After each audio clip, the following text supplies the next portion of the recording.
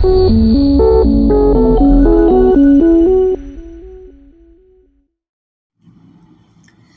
డివిజన్కి వెళ్ళినా ప్రజలు బ్రహ్మరథం పడుతున్నారంటే 2014 నుంచి 2019 వరకు నేను చేసిన అభివృద్ధి పనులేనని మాజీ మంత్రి నెల్లూరు సిటీ టీడీపీ ఎమ్మెల్యే అభ్యర్థి డాక్టర్ పొంగూరు నారాయణ తెలిపారు.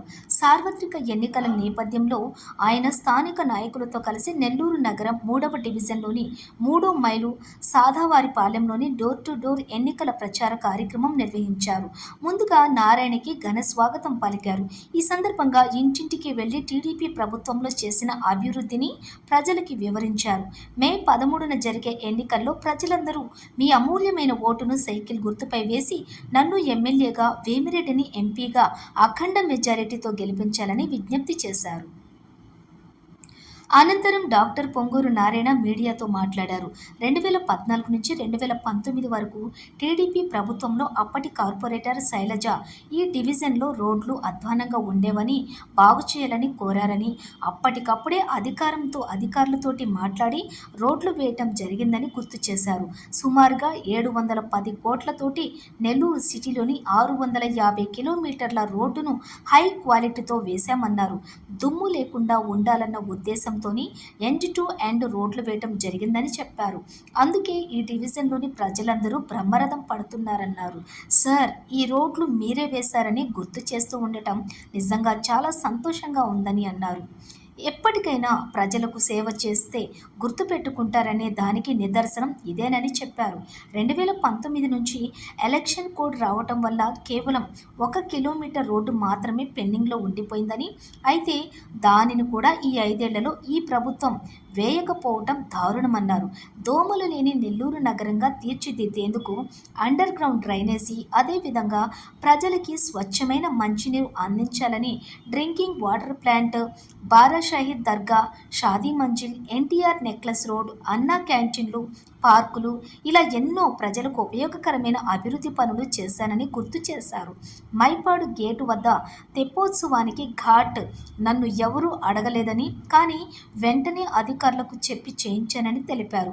ఎందుకంటే గోదావరి పుష్కరాలకి నేను కన్వీనర్గా ఉన్నానని, 2000 కోట్లతో 4 నెలల్లో పనులు పూర్తి చేశామని అప్పటి ముఖ్యమంత్రి చంద్రబాబు నాయుడు చెప్పారన్నారు. అందుకనే మన నెల్లూరులో కూడా ఘాట్ ఉండాలని ఇరుకళమ్మ ఘాట్, రంగనాయకుల స్వామి ఘాట్, మైపాడు గేటు వద్ద ఘాట్, ఇలా 2014 నుంచి 2019 వరకు టీడీపీ ప్రభుత్వంలో ఎన్నో అభివృద్ధి పనులను ప్రజలు అడగకుండానే చేయటం జరిగిందని గుర్తు చేశారు. నిరుపేదల సొంతింటి కల నెరవేరాలని 43,000 టిడ్కో ఇళ్లను షేర్వాల్ టెక్నాలజీతోటి ఎంతో అందంగా నిర్మించామని, వాటిని ఈ ప్రభుత్వం గత 5 ఏళ్లలో ఒక్కటి కూడా ఇవ్వకపోవటం కరెక్ట్ కాదన్నారు.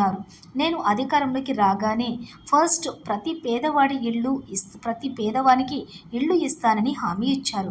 అది కూడా వాటన్నింటినీ బాగు చేయించి పేదలకు ఇస్తానని చెప్పారు. జగన్మోహన్ రెడ్డి పరిపాలన జరిగితే రాష్ట్రంలో ఒక్కరికి కూడా ఉద్యోగాలు రావని వైసీపీ ప్రభుత్వంపై సెటైర్లు వేశారు. ప్రధానంగా ఉద్యోగాలు రావాలంటే అన్ని రంగాలు డెవలప్ కావాలన్నారు. రియల్ ఎస్టేట్ బాగా జరగాలని, అదేవిధంగా వ్యాపారస్తులు తమ వ్యాపారాన్ని బాగా చేయాలని, అదేవిధంగా అధికంగా రాష్ట్రంలో పరిశ్రమలు రావాలని, వస్తేనే ఉద్యోగాలు వస్తాయన్నారు. ఇవన్నీ ఒక్క చంద్రబాబు నాయుడికే సాధ్యమన్నారు.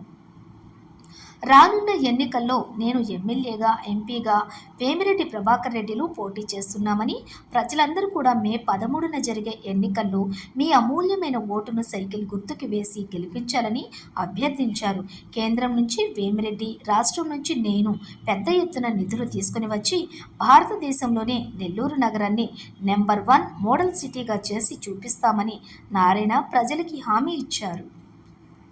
3వ డివిజన్లో డోర్ టు డోర్ ప్రచారం ప్రారంభించాం. 2014 నుంచి 19 దాకా తీసుకుంటే ఈ ఏరియా నేను వచ్చినప్పుడు శైలజ, అప్పుడు ఆమె కార్పొరేటరు, ఆమె రోడ్లు ఇక్కడంతా మట్టి రోడ్లు, అసలు నడవటానికి వీలు లేకుండా ఉండే. ఈ రోడ్లు ఏమంటే అప్పటికప్పుడు శాంక్షన్ చేసాం, ఆన్ ది స్పాట్ శాంక్షన్ చేసి అధికారులకి చెప్పాము, చక్కగా వేశారు. అది కూడా హై క్వాలిటీతో చేశారు, చేసిన వాళ్ళు హై క్వాలిటీ. అలా ఈరోజు నెల్లూరు నగరంలో ఉన్న మొత్తం కంప్లీట్గా అన్ని రోడ్లు యాక్చువల్గా దాదాపు 650 కిలోమీటర్ల లెంత్ రోడ్ నెల్లూరులో వేసింది 2014 నుంచి 19 దాకా. చిన్న రోడ్లు కానీ పెద్ద రోడ్లు కానీ సన్న రోడ్లు కానీ అన్నీ తీసుకుంటే 650 కిలోమీటర్లు, అంతా ఇంత కాదు. అన్ని రోడ్లు 710 కోట్లతో సిమెంట్ రోడ్లు వేసాం. End roads. ఎండ్ రోడ్స్ కూడా ఎందుకు వేసామంటే రోడ్డు మీద దుమ్ము లేకుండా ఉండటం కోసం. ఆ విధంగా డెవలప్ చేసాం. అందుకనే ఈ ఏరియాలో ఎక్కడికి వచ్చినా వాళ్ళు బ్రహ్మరథం పెడుతున్నారు. ఇప్పుడు పక్కనే ఒక హౌస్ పోతే, సార్ ఆయన చూపించి ఈ రోడ్డు మీరు వేశారు, మిమ్మల్ని ఎలా మర్చిపోతాం అని చెప్తున్నారు. ఎప్పుడైనా ప్రజలకు సేవ చేస్తే ప్రజలు గుర్తుపెట్టుకుంటారనే దానికి నిదర్శనం అదే. అయితే ఎలక్షన్స్ ఎర్లీగా రావటం వల్ల అక్కడక్కడ చిన్న రోడ్లు అంటే 3 అడుగులు 2 అడుగులు సందుల్లో కొద్దిగా మిగిలిపోయినాయి. ఎంత కలిస్తే చాలా తక్కువ ఉంటుంది. అంతాగానే మొత్తం గాలిచ్చిన 1 కిలోమీటర్ ఉండదు. మేము వేసింది 650 కిలోమీటర్లు. ఆ 1 కిలోమీటర్ కూడా ఈ ప్రభుత్వం వేయలేకుండా పోయింది. అలా జరిగింది. మీకు అందరికీ తెలుసు, నెల్లూరులో జరిగిన డెవలప్మెంట్ 2014 నుంచి 19 దాకా ఒక్క పని అనేది కాదు. దోమలు లేని నగరం చేయడానికి 550 కోట్లతో అండర్గ్రౌండ్ డ్రైనేజ్ తెచ్చి 90% పూర్తయింది. ఇంకొక 10% మిగిలింది. 365 రోజులు స్వచ్ఛమైన నీరు ప్రజలకు ఇవ్వాలని సంగం బ్యారేజ్ నుంచి 37 కిలోమీటర్ల నుంచి లైన్లు వేసాం. నెల్లూరు సిటీ మొత్తం లైన్స్ మార్చాం. ఎందుకంటే 30 సంవత్సరాల క్రితం వేసిన లైన్స్ అవన్నీ తుప్పు పట్టి దాంట్లో నలకలు రావటం వల్ల మొత్తం మార్చాం. అది కూడా 10% మిగిలింది. మా ప్రభుత్వం ఉన్నప్పుడే ఒక 3 డివిజన్స్కి నేనే కనెక్షన్ కూడా ఇచ్చాను. అది ఆగిపోయింది. ఇంకా అనేకవి ఇప్పుడు నెక్లెస్ రోడ్ తీసుకుంటే ఫేజ్ 1 చేసాం. ఫేజ్ 2 ఫేజ్ 3 చేయలే. ఆ రొట్టెల పండుగ ఫేజ్ 1 చేసాం. ఫేజ్ 2 ఫేజ్ 3 చేయలే. మైపాడు గేట్ దగ్గర ఘాటు ఎవరు అడిగారండి? ఎవరు అడగలే నన్ను. మైపాడు గేట్ దగ్గర తెప్పవచ్చం ఘాటు నన్ను ఎవరు అడగల. నేను అక్కడికి వచ్చి ఒకరోజు చూసా, వెంటనే అధికారులకు చెప్పాను మంచి ఘాటు కట్టండి అని. అదేవిధంగా ఎరగాలమ్మ టెంపుల్ దగ్గర బ్రహ్మాండం ఘాటు కట్టాను, గ్రానైట్ వేసి. అది ఎవరు అడగల, నేనే కట్టా. దీనికి ఒక కారణం ఉంది. నేను గోదావరి పుష్కరాలకి కృష్ణా పుష్కరాలకి కన్వీనర్ని. ఆ రోజు ముఖ్యమంత్రి గారు నన్నే కన్వీనర్ పెట్టాడు. అక్కడ చక్కగా చేయమని 2000 కోట్ల రూపాయలు శాంక్షన్ చేసి 4 నెలల పని పూర్తి చేయమన్నారు. నేను చేసి పెట్టా. వేరే జిల్లాల్లో ఎక్కడో ఉంటే మన కాన్స్టిట్యున్సీలో మన నెల్లూరులో ఎందుకు మనం చేసుకోకూడదని మైపాడు ఘాటు చేయటం కానీ లేదా ఎరగాలమ్మ ఘాటు చేయటం కానీ అదేవిధంగా రంగనాథ స్వామి ఘాటు శాంక్షన్ చేయడం ఇన్ని చేశాను. ఈ విధంగా అనేక కార్యక్రమాలు చేసాం. నిరుపేదలు ఇల్లు లేని ప్రతి పేదవాడికి ఇల్లు ఇవ్వాలని 43,000 ఇల్లు శాంక్షన్ చేశాను. అల్లిపురం దగ్గర కూడా బ్రహ్మాండంగా 15,000 శాంక్షన్ చేశాం. కానీ వాటిని నిరుపయోగం చేసింది గవర్నమెంట్. వీళ్ళకి డెవలప్మెంట్ అనే ఆలోచనే లేదు. ఎంతసేపటికి ఎవరి మీద కేసులు పెడతామా, ఎవరిని అరెస్ట్ చేస్తామా, ఎవరిని తీసుకుపోయి జైలు వేస్తామా, ఎవరి షాప్ పగలబడతామా, లేదా ఎవరి యొక్క స్థలాన్ని ఆక్రమించుకుంటాం, ఇటువంటి ఆలోచన తప్పితే ప్రజా సమస్యలు, ఒక నాయకుడు ఒక కాన్స్టిట్యున్సీ గెలిస్తే ఆ ప్రజల యొక్క ప్రజా సమస్యలు అతని బాధ్యత. ప్రజా సమస్యలు అంటే రోడ్లు, డ్రైన్స్, ఎలక్ట్రిసిటీ, ఇట్లా వాళ్ళకి ఇచ్చే సంక్షేమ కార్యక్రమాలు బాధ్యత. కానీ ఈ నాయకుడికి వీళ్ళు అసలు మర్చిపోయారు.